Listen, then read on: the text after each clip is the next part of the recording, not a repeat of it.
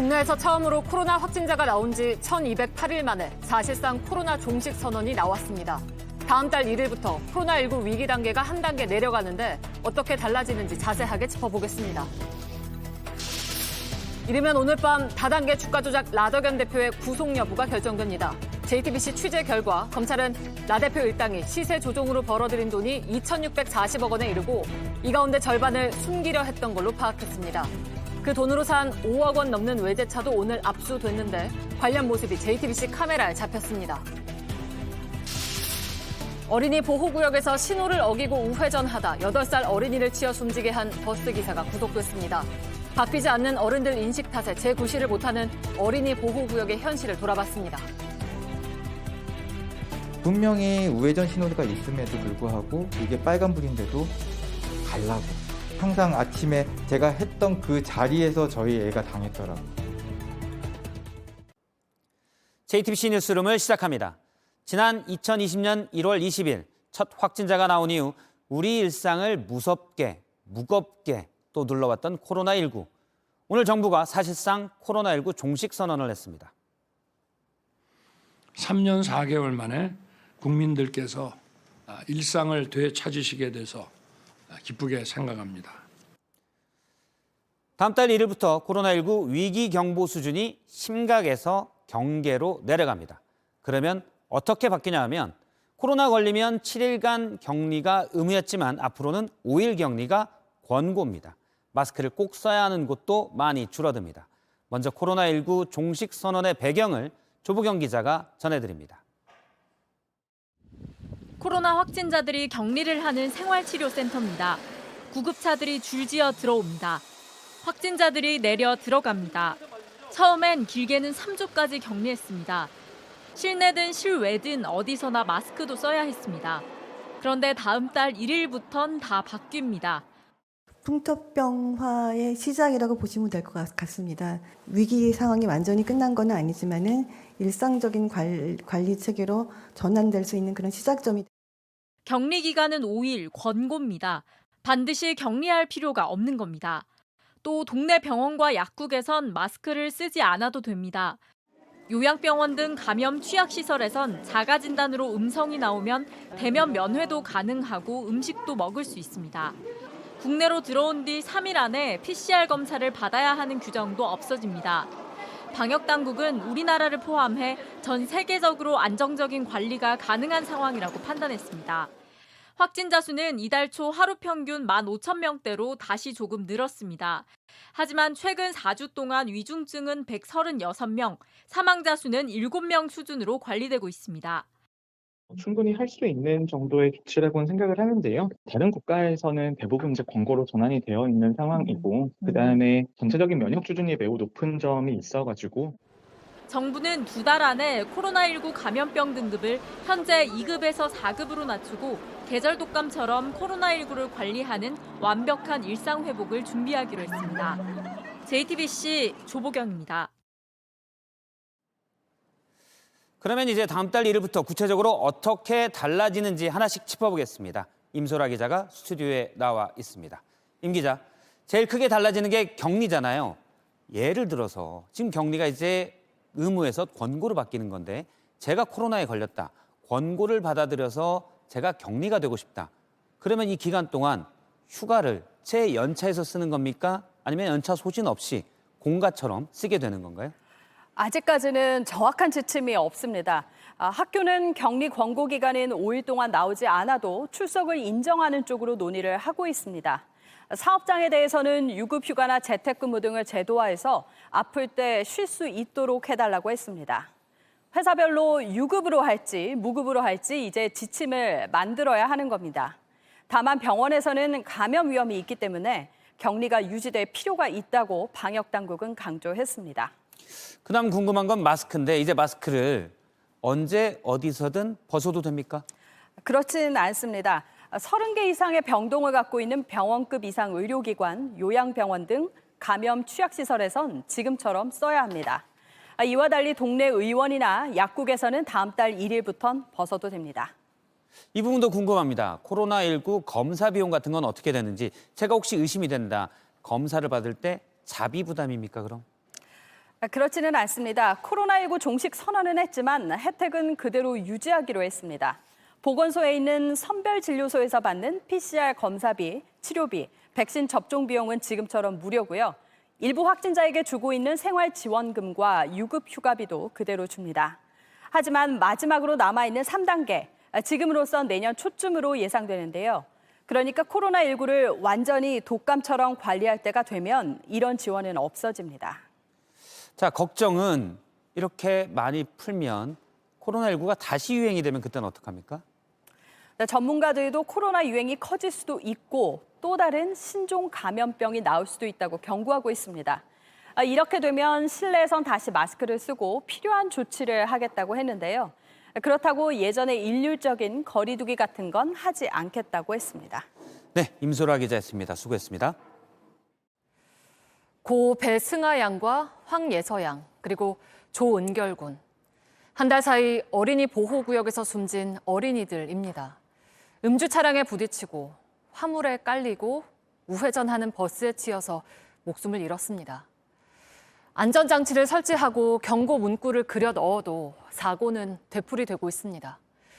은결 군이 숨진 사고 현장에는 어른들이 미안하다는 글이 붙었는데요. 하지만 정작 전국 곳곳의 어린이 보호구역에선 운전하기 불편하다거나 재산 손해를 이유로 갈등이 이어지고 있습니다. 먼저 이승환 기자가 보도합니다. 사고 장소를 찾은 여성은 두 손을 모읍니다. 미안한 마음에 눈가는 붉어졌습니다. 꽃과 과자를 놓고 미안하단 문구를 붙였습니다. 앞으로는 이런 일이 발생하지 않았으면 좋겠고 어른들이 규칙을 잘 지키며 그렇게 살아갔으면 좋겠습니다.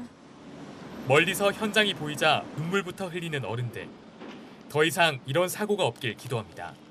신호를 지키지 않는 분들이 너무 많아서 건널 때마다 긴장해야 했던 하지만 추모는 순간이 될 가능성이 높습니다.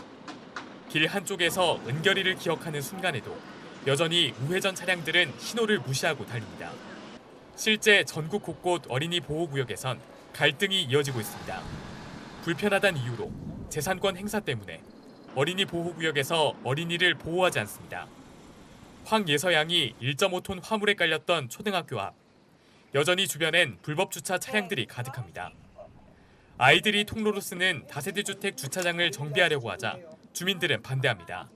학교 앞이라도 이거 사유지입니다. 그런데 공유지인데 사유지인데. 이 초등학교 정문 옆엔 전기차 충전소가 들어섭니다. 아이들과 차량은 뒤섞일 수밖에 없습니다. 하지만 법적으로 문제는 없습니다. 이자가 약 50만 원 정도씩 발생하고 있고 원래면 3월 말부터 저희가 공사를 진행했어야 되는데 지난해 12월 9살 아이가 음주 차량에 숨졌던 서울 강남 초등학교 앞은 과속 방지턱조차 규정에 맞추지 못하고 있습니다. 예규에 10cm로 돼 있는데 10cm로 하면은 뭐 차체가 낮은 차들을 걸려서 긁힐 수도 있다고. 차 아랫부분이 긁힌다는 주민 민원 때문입니다. 안전 울타리, 노란 신호등, 경고 표시를 만들어도 어른들 부주의와 이기심 앞에선 소용없습니다. JTBC 이승환입니다. 숨진 은결이의 부모님을 저희 취재진이 만나봤습니다. 사고가 난 곳은 학교 앞 교통봉사를 할 때마다 위험하다고 느꼈던 곳이었다면서 무심코 우회전하는 차들이 늘 많았다고 말했습니다. 이은진 기자가 전해드립니다. 아기 은결이는 순하고 잘 웃는 아이였습니다.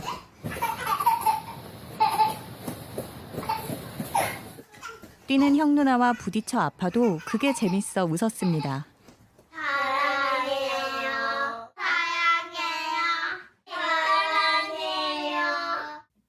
가장 많이 하는 말은 사랑해였습니다. 쌍둥이 형 누나 밑에 1살 차이 막내. 이름 은결이보다 별명 까불이로 불렀습니다. 항상 그런 밝은 아이. 그리고 한번 놀기 시작하면 땀이 흠뻑 젖을 때까지 놀던 아이. 항상 장난치고 양꼬치 먹어. 혼이 나도 울지 않고 금세 신나하던 아이였습니다. 제가 막 혼내더라도 저한테 맨날 안겨서 저한테 머리 디밀고. 어제 아빠는 학교 마치고 돌아올 아이를 기다리고 있었습니다. 아이들 일찍 끝나는 날이라고 좋아라고 샌드위치 만들고 있었고. 사고 소식을 듣고 달렸습니다. 눈앞 현실은 믿기 어려웠습니다. 영화에서 보던 그런 사건의 그냥 교통사고 진짜 장면. 내 새끼 왜 이래? 이 말밖에 안 나오더라고. 아빠 엄마가 교통봉사할 때면 항상 위험하다고 느꼈던 바로 그 장소였습니다. 매번 밀고 들어오는 우회전 차량을 수신호로 세워야 했습니다. 항상 그 자리에 항상 차들이 그렇게 와요. 항상 아침에 제가 했던 그 자리에서 저희 애가 당했더라고. 순간 무심했던 어른들 때문에 은결이는 돌아오지 못합니다. JTBC 이은진입니다. 네, 다음은 다단계 주가 조작 수사 속보입니다. JTBC 취재 결과 검찰은 라더견 씨 등이 주가 조작을 통해 벌어들인 돈이 최소 2,600억 원을 넘는 것으로 보고 있습니다. 더 늘어날 수도 있습니다. 검찰은 일단 라 씨 일당의 롤스로이스를 압수했습니다. 먼저 박지영 기자입니다. 오늘 낮 서울 남부지검 앞 주차장. 5억 원이 넘는 대형 차량에서 한 남성이 비좁은 틈을 빠져나옵니다. 해당 남성은 라더견 대표와 공범인 안모 씨의 운전기사로 차량은 오늘 검찰에 압수됐습니다. JTBC 취재를 종합하면 검찰은 라 대표가 시세 조종으로 2,640억 원을 벌고 이 중 절반인 1,320억 원을 수수료 명목으로 받아 숨기려 했던 것으로 파악했습니다. 이렇게 번 돈으로 수억 원대 슈퍼카를 여러 대 사는 등 호화 생활을 해왔던 겁니다. 추가 수사 결과에 따라 범죄 수익은 2,640억 원보다 더 늘어날 가능성도 있습니다. 검찰은 이런 내용을 라 대표의 영장에 담았습니다. 하지만 검찰이 압수한 차량의 블랙박스에는 SD카드가 없었던 것으로 알려졌습니다. 증거인멸 정황도 있는 겁니다. 검찰은 최근 라 대표 등의 운전기사를 불러 이들의 동선과 접촉자를 조사하고 있습니다. 또 라 대표의 최측근으로 꼽히는 안 씨와 변모 씨에 대해서도 구속영장을 청구했습니다. JTBC 박지영입니다.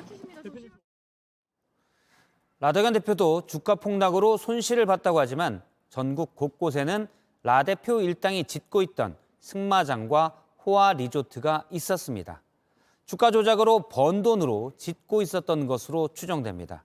전국의 이른바 라더견 랜드들을 서우정 기자가 직접 가봤습니다.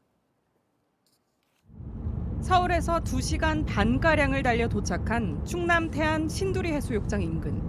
시간이 멈춘 듯한 단독주택이 있습니다. 땅 등기부등본을 보니 라더견 대표 측근 안모 씨가 대표로 있는 승마회사입니다. 부지 안에는 돌무더기가 있고요. 저쪽으로는 사다리도 보입니다. 공사가 중단된 흔적입니다.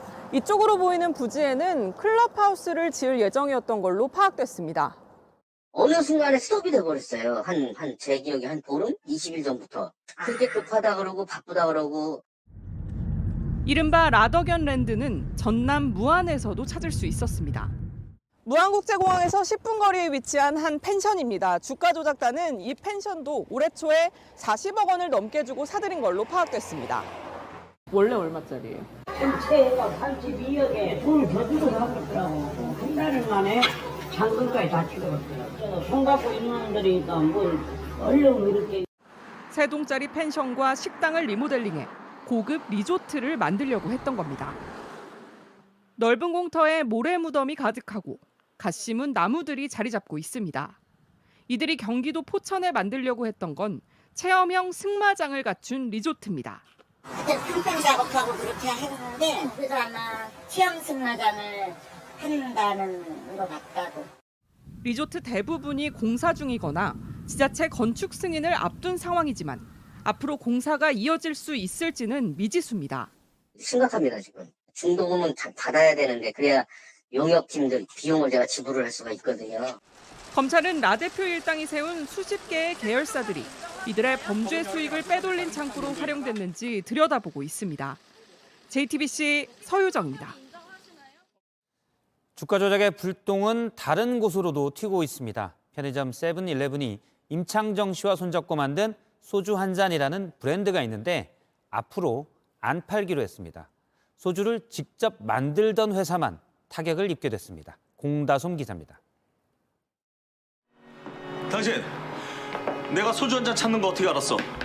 편의점 세븐일레븐은 올해 2월 임창정 씨와 함께 증류식 소주를 출시했습니다.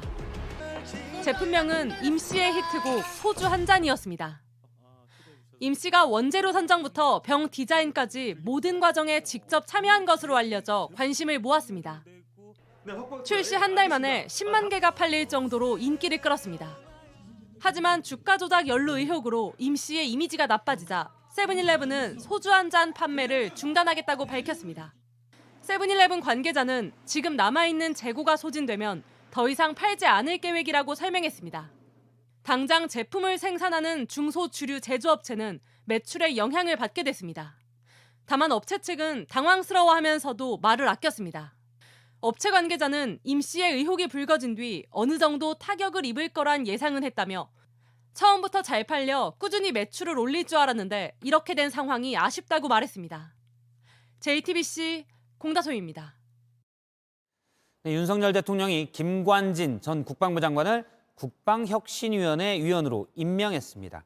김 전 장관은 이명박 정부 당시 군부대 댓글 공작으로 일부 유죄가 확정된 바 있습니다. 국방혁신을 과연 어떻게 하겠다는 건지 최수연 기자입니다. 윤석열 대통령이 대통령 직속 국방혁신위원회를 출범하고 군혁신을 주문했습니다. 감히 싸움을 걸어오지 못하게 하는 그런 강군으로 우리 군을 바꾸는 것입니다.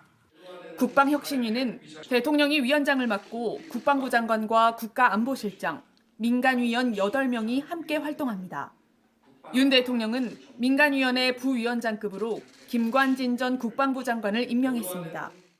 존경받는 군 원로이신 우리 김관진 장관님을 모시고 오늘 이렇게 위원회를 출범하게 됐습니다. 김 전 장관은 이명박, 박근혜 정부에 걸쳐 국방부 장관과 국가안보실장을 지낸 인물로 대표적인 대북 강경론자입니다. 지난 2012년 댓글 공작 사건에 관여한 혐의로 재판을 받고 있어 임명을 두고 논란이 불거졌습니다. 정치 관여 혐의는 지난해 유죄가 확정됐고 직권 남용 등의 혐의는 파기환송심이 진행 중입니다. 당시 김 전 장관을 수사한 서울중앙지검의 검사장은 윤 대통령이었습니다. 야당은 원칙 없는 인사라고 반발했습니다. 김 전 장관의 형이 확정되지 않아서 임명에 법적인 문제가 없다는 궁색한 변명을 내놓고 있습니다. 대통령실 관계자는 국방혁신과 관련해 김 전 장관보다 더 나은 인물은 없다며 재판 중이지만 민간위원이어서 문제될 게 아니라는 입장입니다. JTBC 최수연입니다. 네, 국민의힘 윤리위의 징계 결과를 두고 또 다른 논란이 일고 있습니다. 당원권 정지 1년을 받은 김재원 최고위원은 내년 총선 출마가 불가능하지만 태영호 의원은 정지가 3개월뿐이어서 가능하죠. 야당에서는 대통령실의 공천 개입 의혹을 덮기 위해 태영호 의원만 봐준 것 아니냐는 의혹을 제기했습니다. 최승기 기자입니다. 국민의힘이 이딴 설화 논란으로 문을 닫았던 최고위원회 회의를 열흘 만에 다시 열었습니다. 우리 당 일부 최고위원들의 이딴 설화로 당원과 국민들께 심려를 끼쳐 당 대표로서 무척 송구한 마음입니다. 당 윤리위는 어제 김재원 최고위원에게 1년, 태영호 의원에겐 3개월의 당원권 정지 징계를 내렸습니다. 김 최고위원은 국민의힘 소속으론 내년 4월 총선 출마가 불가능해졌고 오는 8월이면 징계가 풀리는 태 의원은 공천을 신청할 수 있게 됐습니다. 상대적으로 태 의원의 징계 수위가 낮아진 데엔 최고위원직 자진 사퇴가 영향을 준 걸로 보입니다. 실제 당 윤리위원장도 정치적 해법을 언급한 바 있습니다. 하지만 야당에선 정치적 해법이 아닌 정치적 뒷거래란 비판이 나왔습니다. 대통령실의 공천 개입 의혹을 덮기 위해 태 의원만 징계를 낮춰준 것 아니냐는 겁니다. 결국 정치적 거래의 산물입니다. 사퇴 정도로 불법 공천 개입 의혹을 무마하겠다는 밑장빼기입니다. 이런 논란 속에 갈등의 불씨는 여전합니다. 김재원 최고위원이 징계에 불복해 법적 대응에 나설 가능성이 있고 보궐선거 과정에서 친윤계가 전면에 나설 경우 계파 갈등이 커질 수도 있습니다. JTBC 최승기입니다.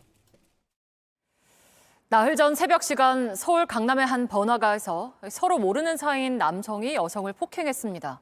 연락처를 알려달라는 요구를 거절한 뒤에 벌어진 일인데 피해자는 얼굴과 코뼈가 부러졌고 경찰은 아직 가해자를 찾지 못했습니다. 윤정주 기자입니다.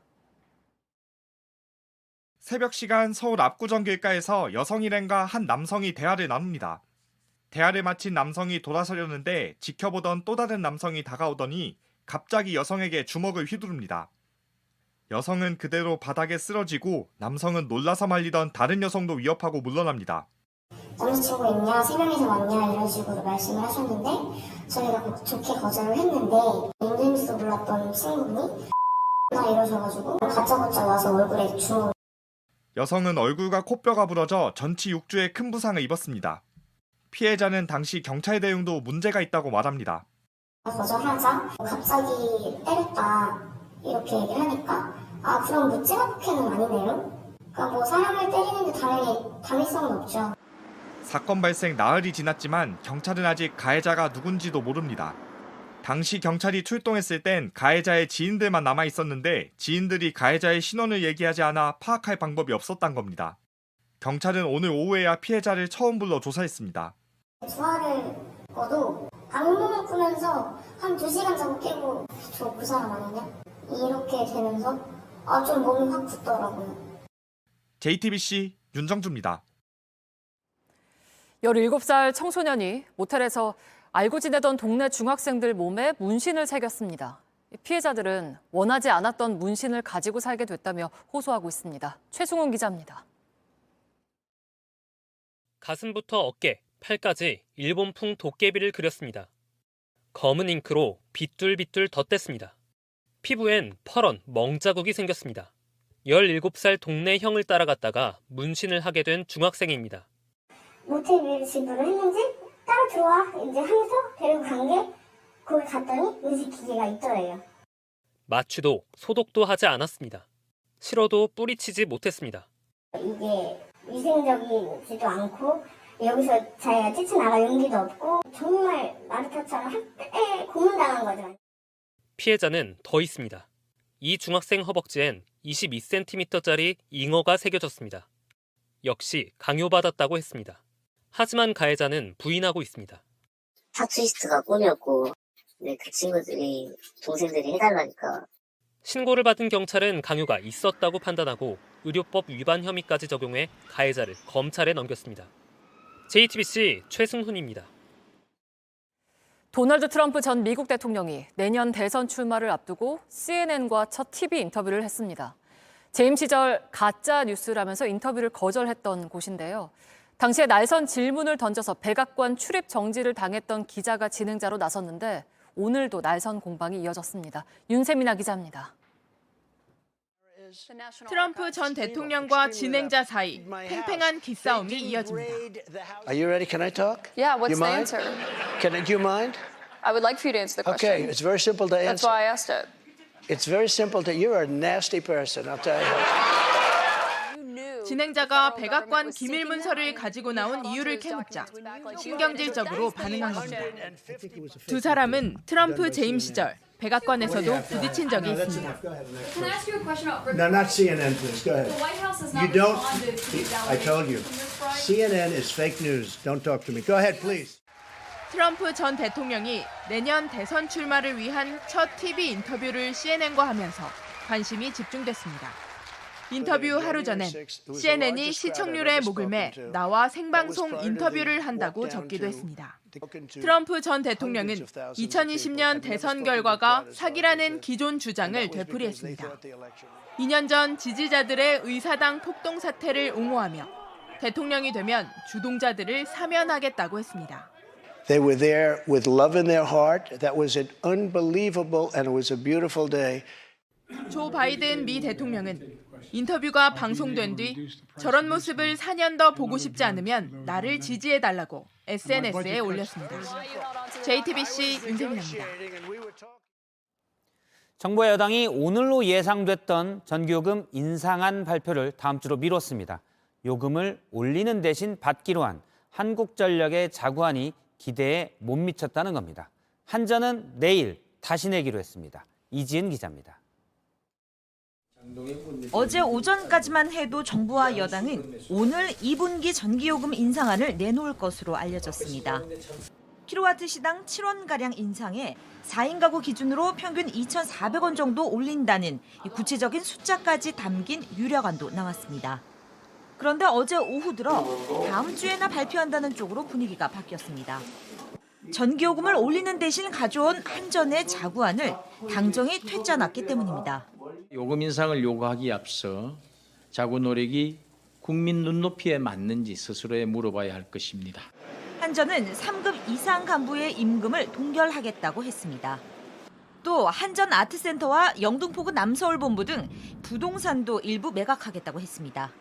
하지만 당정은 전 직원이 임금 동결에 참여해야 한다는 입장입니다.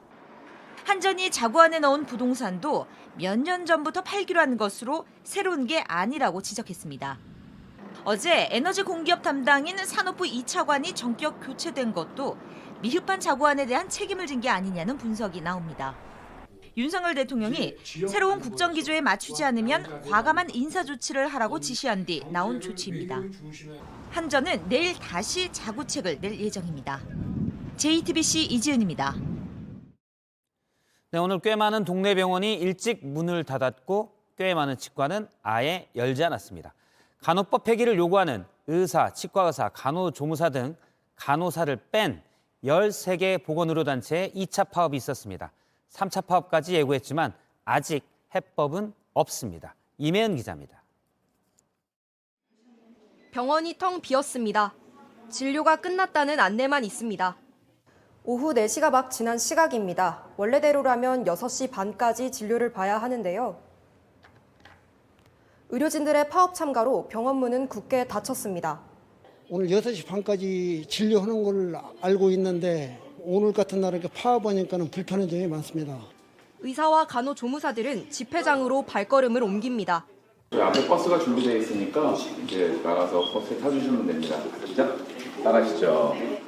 지난 1차와 달리 이번엔 규모가 더 컸습니다. 치과들도 일부 문을 닫았습니다. 내과를 찾으려고 왔는데 약간 뭐 치과도 문 닫아 있고 막 이러니까 좀 당황스럽네요. 아픈 사람들은 어떻게 해야 될지. 의사협회와 간호조무사협회 등 13개 단체가 모인 보건의료연대는 오는 17일 대규모 총파업도 예고한 상태입니다. 특히 대학병원 전공의도 참여하기로 했습니다. 반면 간호사 단체는 간호법을 서둘러 공포하라며 단식 투쟁을 이어가고 있습니다. 오는 16일 국무회의에서 어떤 결론이 나든 의료대란은 불가피해 보입니다. JTBC 임예은입니다. 네, 지금까지 제사는 장남이 지내는 것으로 알고 있었고 실제 법적 권리도 그렇게 해석됐습니다. 그런데 오늘 대법원이 기존 판례를 바꿨습니다. 남녀 상관없이 나이 순서대로 제사 지낼 권리를 갖는 게 양성평등에 맞다고 했습니다. 박사라 기자입니다.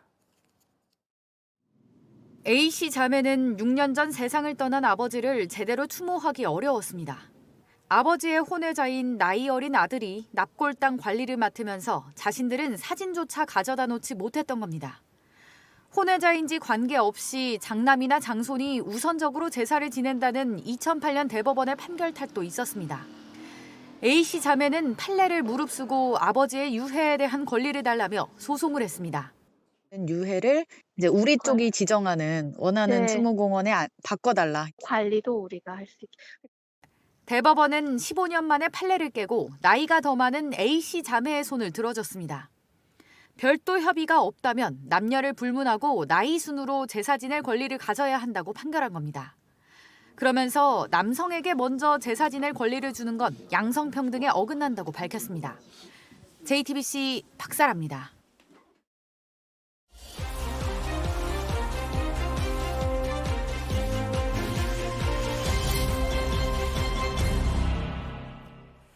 실버 스포츠로 떠오른 파크 골프장이 전국적으로 인기입니다. 그런데 강 근처에 파크 골프장에 들어서면서 야생동물들이 터전을 잃을 위기에 처했습니다. 밀착 카메라 최연수 기자가 따라가 봤습니다.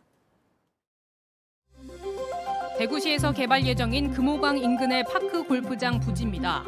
공사 허가가 났지만 지금은 잠시 중단됐습니다. 대구환경청이 이곳에 야생동물 법정 보호종이 살고 있는지 살펴보라며 재조사 의견을 냈기 때문입니다. 지금 제 눈앞에 있는 이 공사장 깃발까지 콘크리트로 덮일 예정인데요. 불과 1.5m 떨어진 곳에 살개의 발자국이 보입니다. 그리고 수달이 놀다 간 흔적도 보입니다. 이곳에서 야생동물이 사는 게 확인되면 구청은 보호 대책을 내야 합니다. 전문가와 함께 부지를 둘러봤습니다. 여기저기 야생동물의 배변 흔적과 발자국들이 보입니다. 여기가 주로 수달의 놀이터라고 보시면 돼요. 진짜 여기 발자국 이렇게 가네요? 여기 배변을 보고. 매일 옵니다. 매일. 제가 총 4일간을 모니터를 했는데 4번 다 나왔어요. 밀착팀은 카메라를 설치해 야밤에 야생동물이 나타나는지 확인해봤습니다. 밤이 되자 수달이 냄새를 맡으며 늪지를 거닐더니 금호강으로 다시 들어갑니다. 삭도 주변을 둘러보다 걸어갑니다. 강 인근이라면 하천 점용 허가를 받아야 하지만 무허가로 파크 골프장을 만들기도 했습니다. 불법 확장한 경우도 나왔습니다. 무허가로 지은 뒤 폐쇄된 또 다른 파크 골프장. 이용객들이 여전히 많습니다. 그럼 대략적으로 몇 명 오시는 거예요, 그럼? 50명에서 그냥 100명 정도 되지. 이거 더 우리가 다리 들어가 만드는 게 있는데. 이미 지은 파크 골프장을 자연 상태로 되돌리긴 힘듭니다. 이곳은 불법 확장으로 폐쇄가 된 곳입니다. 낙동강 유역 환경청은 이곳을 원상 복구했다라고 설명을 했는데요. 그런데 여기를 보시면 펜스와 푯말이 쌓여 있고요. 그리고 고개를 돌려 이쪽을 보면 모래와 의자들이 방치돼 있습니다. 대구시청은 파크 골프장을 직접 관리해 환경 보호할 수 있는 방법을 찾겠다고 밝혔습니다. 동호인들이 자연적으로 허가 안 받고 한 곳도 있고 이런 거를 구청에서 다 정비를 했으면 좋겠다고 해서 일괄로 저희가 정비를 한 상황이고. 공사가 예정대로 진행되면 금호강변을 따라 내년에는 2km 간격으로 파크 골프장이 세워질 예정입니다. 대구시는 이 사업을 금호강 르네상스라고 부릅니다. 대구시뿐만 아니라 전국 곳곳에 파크 골프장이 실버 복지라는 이름 아래 경쟁적으로 생겨나고 있습니다. 그런데 지구를 살리자며 환경의 중요성이 강조되고 있는 지금 이런 모습이 문화운동이자 복지일까요? 밀착 카메라 최현수입니다. 도박으로 수천만 원을 잃은 30대가 이웃 주민 3명에게 흉기를 휘둘러서 2명이 숨졌습니다. 그런 뒤 초등학교 근처에서 학생들을 위협하다가 붙잡혔습니다. 이혜성 기자입니다. 귀가하는 주민들 사이로 들 것을 든 구급대원들이 달립니다. 곧 경찰도 아파트로 들어갑니다. 이 아파트에서 30대 중국 국적 남성이 흉기 난동을 벌였습니다. 첫 피해자는 40대 남성이었습니다. 인터넷 도박으로 8천여만 원을 잃게 되자 도박을 소개시켜주고 같이 하던 지인의 돈을 잃자 처음 인터넷 도박 사이트를 소개한 이웃을 찾아가 흉기를 휘두른 겁니다. 여기서 그치지 않았습니다. 함께 자주 도박했던 60대 남성도 공격했습니다. 그런 뒤 2집 정도 떨어진 곳에 사는 70대 여성에게도 흉기를 휘둘렀습니다. 때리는 소리인지 부딪히는 소리인지 그런 쾅쾅 벽만 갖고 소리가 나서 싸우나 보다 무서워서 내다보지도 못했어요. 20분 만에 60대 남성과 70대 여성이 숨졌고 40대 남성은 크게 다쳤습니다. 그러고도 2집 정도 더 들렀는데 사람이 없자 그대로 아파트를 떠났습니다. 남성은 범행 뒤 옷을 갈아입고 이 초등학교 인근에서 학생들에게 택시를 불러달라고 협박했습니다. 학생들이 신고했고 범행 1시간 만에 경찰에 붙잡혔습니다. 화가 난다는 이유로 벌인 난동의 결과는 참혹했습니다. JTBC 이혜선입니다. 미국에선 갑자기 숨진 남편을 애도하며 동화책을 낸 작가가 알고 보니 남편에게 몰래 마약류인 펜타닐을 먹여서 죽게 한 걸로 드러났습니다. 로스앤젤레스에서 홍지은 특파원입니다. My husband passed away unexpectedly last year, so it's March 4th was a one-year anniversary for us, and he was 39. It completely took us all by shock. 동화책 홍보를 위해 방송에 출연한 동화작가 리친스. 1년 전 세상을 떠난 아빠를 그리워하는 아이들을 위로하는 내용을 담았습니다. Do you mention at dinner, here's dad, or dad would like this meal, or dad Yes, would... exactly. And it's, explaining to my kid just because he's not present here with us physically, that doesn't mean his presence isn't here with us. 그런데 현지 시간 지난 8일 경찰은 리친스를 남편 살해 용의자로 전격 체포했습니다. 경찰에 따르면 리친스는 최소 1년 넘게 남편에게 마약인 펜타닐을 여러 차례 몰래 먹였고 사망 직전에도 치사량의 펜타닐을 칵테일에 타먹였습니다. 부검 결과 남편의 몸에선 치사량의 5배가 넘는 펜타닐이 검출됐습니다. Just pray to God this isn't true. Their family was so beautiful. Everything was picture perfect, but I guess it wasn't. 결국 마약상과 주고받은 문자 메시지가 발견되면서 범행이 탄로났습니다. 리친스는 남편 보험금 수령자 명의를 자신으로 바꿔놓기도 했습니다. 로스앤젤레스에서 JTBC 홍지은입니다. 다단계 주가 조작 의혹을 받는 라더견 대표에 대해서 법원이 구속영장을 발부했습니다. 법원은 도주와 증거인멸의 우려가 있다는 점을 이유로 들었습니다. 지난달 27일 검찰과 금융당국이 라 대표의 사무실 등에 대한 강제 수사에 착수한 지 2주 만입니다. 올해로 87인 배우 이순재 씨가 영국 무대에서 리어 왕을 연기합니다. 전 세계 연기자 가운데 이 배역을 맡은 최고령이란 기록도 세우게 됐습니다. 정재우 기자입니다. 68년 연기 인생의 노배우가 필생의 작품으로 꼽는 역할과 무대입니다. 셰익스피어 원전의 맛을 최대한 살린 3시간의 연극은 베테랑 배우 이순재에게도 도전입니다. 제 나이로 봤을 때 이제 거의 마지막이고 지금도 대사를 외다 보니까 쉽지가 않아요. 이제는 2년 만에 돌아오는 극에서 비극의 주인공 리어 왕을 연기하는데 전 세계를 통틀어 최고령입니다. 가장 최고령 배우가 리어 왕에 오른 기록은 없어 찾아봤더니 이앤 맥켈런이 80세 했고 로렌스 올리비에가 73세 했고 바로 기네스북에 신청해서 올릴 거고 받아들여질 걸로 알고 있습니다. 배우 이순재를 무대 위로 이끈 것도 셰익스피어의 햄릿을 본 경험이었습니다. 저는 햄릿 하고 싶었어요. 최불암 씨가 했다고 젊었을 때. 근데 최불암 씨는 내가 못할 이유가 뭐가 있느냐. 지난해엔 안톤 체홉의 희곡 갈매기에 출연하면서 동시에 연출을 맡기도 했습니다. 연이어 도전을 멈추지 않는 배우에게 고전을 사랑하는 이유를 물었습니다. 한 번 오고 두 번 오고 세 번 올 때가 다릅니다. 왜냐하면 그 경험을 쌓을수록 좀 더 숨어 있는 그 문학성, 철학성 이걸 찾아내는 거예요. 리어 왕을 연기하는 단 16번뿐인 무대. 배우는 온 힘을 다할 뿐입니다. JTBC 정재우입니다. 대화형 인공지능인 구글 바드가 오늘부터 전 세계에서 서비스를 시작했습니다. 챗 GPT의 대항마로 꼽히는데요. 같은 질문에 각각 어떻게 답했을지 모바일 디슈로 확인하시죠.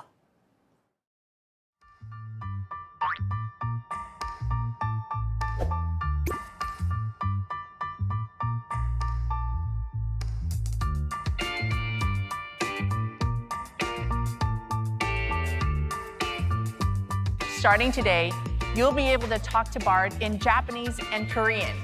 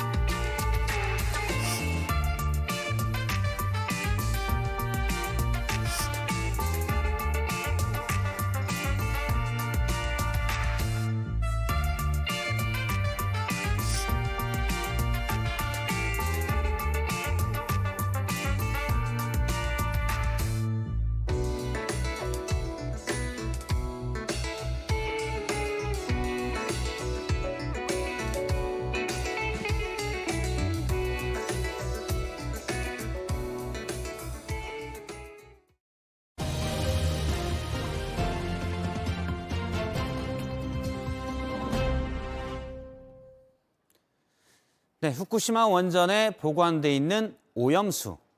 다들 오염수라고 이렇게 쭉 하는데 최근 국민의힘에서 다른 주장이 나왔습니다. 들어보겠습니다. 정확하게 이 바깥으로 바다에 방류하는 물에 대해서는 일단 처리해서 나가는 거기 때문에 오염 처리수라고 쓰는 게 맞지 않을까 생각을 합니다. 예, 사전을 찾아보니 오염수와 처리수는 있지만 오염 처리수라는 말은 아예 없는 말입니다. 오염 처리수, 뭔가 오염이 처리돼 깨끗은 모르겠지만 최소 괜찮다라는 느낌은 줍니다. 자, 이 표현 쓴 사람 성일종 의원뿐만이 아닙니다. 하태경 의원도 오염 처리수가 맞다고 합니다.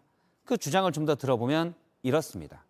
성일종 의원은 후쿠시마에 있는 오염수가 검증된 설비를 통해서 물을 정화해 내보내고 또 이를 공신력 있는 국제원자력기구가 검증하니 오염수가 아니고 오염 처리수가 맞다고 했습니다. 그러면서 정치가 아니라 과학으로 접근해야 한다는 말도 덧붙였습니다. 맞습니다. 정말로 잘 정화된 물, 깨끗한 물을 방류한다면 충분히 처리수라고 부를 수 있습니다. 실제 도쿄전력에서는 잘 처리했다는 의미로 자기들은 처리수라는 표현을 씁니다. 그런데 과연 지금 잘 처리됐는지 우리는 확신하는가? 모릅니다. 그래서 우리는 대통령도 얘기했지만 시찰단을 보내서 꼼꼼히 확인한다고 하지 않았습니까? 더욱이 환경단체들은 잘 믿지 않지만 어쨌든 IAEA 국제원자력기구의 검증 보고서도 아직 나오기 전입니다. 또 일본 어민들이 믿지 못하는 것을 왜 우리가 먼저 아마 잘 처리됐을 거야 라고 믿고 단정해야 하는지. 후쿠시마 오염수 괴담을 잡는다고 하지만 실상은 먼저 처리됐다는 표현으로 믿게 하려는 용어 변경이 아닌지. 국민의힘에서는 용어를 바꾸자고 했지만 정작 대통령실도 정부도 그건 아니다입니다. 처리수 제대로 검증을 한 다음에 바꿔야 합니다. 다시 보겠습니다. 네, 기상센터입니다. 오늘도 강한 햇볕이 내리쬐며 평년보다는 조금 더운 날씨가 이어졌는데요. 내일은 구름이 햇빛을 가리면서 기온이 살짝 떨어지겠습니다. 하지만 여전히 온화한 봄 날씨가 이어지겠고요. 내일 밤부터 모레 토요일 아침 사이엔 제주와 남해안을 중심으로 가끔 비가 내리겠습니다. 자세한 정오 날씨 보겠습니다. 내일 중부지방에선 구름이 많이 끼겠고 남부지방에서는 보시는 것처럼 흐린 곳이 많겠습니다. 또 내일 아침 이 수도권과 충청권, 전라권에서는 안개가 짙게 끼는 곳이 있어서 운전하실 때 주의를 하셔야겠습니다. 또 내일 밤에 이 제주도를 시작으로 모레 새벽에는 남해안까지 비가 확대가 되겠는데요. 예상 강우량은 5mm 안팎으로 많지는 않겠습니다. 기온 보시겠습니다. 내일 아침 기온은 서울과 청주, 전주가 13도 등으로 오늘과 비슷하거나 조금 높겠습니다. 낮 기온은 서울과 대구 24도로 오늘보다 2도에서 4도가량 낮겠습니다. 전 해상이 흐리겠고 물결은 1m 안팎으로 잔잔하게 일겠습니다. 일요일에는 구름 끼는 곳이 많겠고 다음 주 월요일부터는 기온이 상승세를 보이겠습니다. 특히나 다음 주 화요일 같은 경우는 서울 낮 기온이 28도까지 치솟겠습니다. 날이 따뜻해지면서 야외 활동이 많아지는 봄철인데요. 야생 진드기가 옮기는 감염병을 주의해야 합니다. 대표적으로 두 가지가 있는데 먼저 중증열성 혈소판 감소 증후군 같은 경우는 잠복기가 최대 14일 정도고 참 진드기가 옮깁니다. 38도 이상의 고열이 지속되거나 구토 등이 나타날 수 있습니다. 또 이 스스 가무시증이 있는데요. 털 진드기 유충에서 옮기는데 최대 3주간의 잠복기가 있고 오한이나 발열, 기침, 두통 등이 나타날 수 있습니다.